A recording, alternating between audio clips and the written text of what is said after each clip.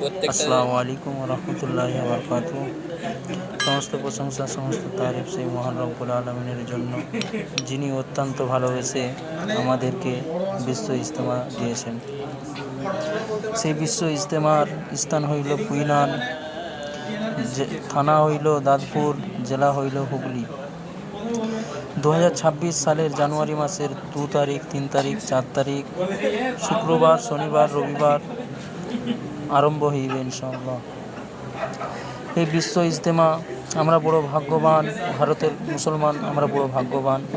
ওই কারণেই আল্লাহ সুবহানাহু ওয়া তাআলা বিগত 32 বছর পরে আল্লাহ সুবহানাহু ওয়া তাআলা আমাদেরকে এই বিশ্ব ইজতেমা দিয়েছে।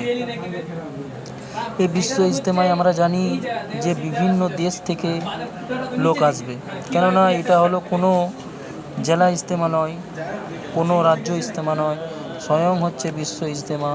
বিভিন্ন দেশ থেকেও লোক আসবে,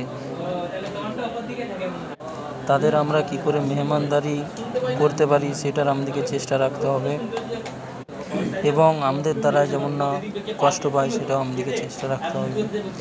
আজ আমরা জুম্মার নামাজ পড়তে চলে আসলাম এই ইজতেমা ময়দান। আপনারাও আসুন, এখানে জুম্মার নামাজ পড়বেন, অনেক মানুষ আসে আল্লাহ ওয়ালাদের কথা শুনতে। আপনারাও আসুন, আর এই ভিডিওটা বেশি বেশি শেয়ার করুন, যাতে একটা অপর মুসলমান ভাই এই ভিডিওটা দেখতে পারে এবং জানতে পারে। বেশি বেশি শেয়ার করুন।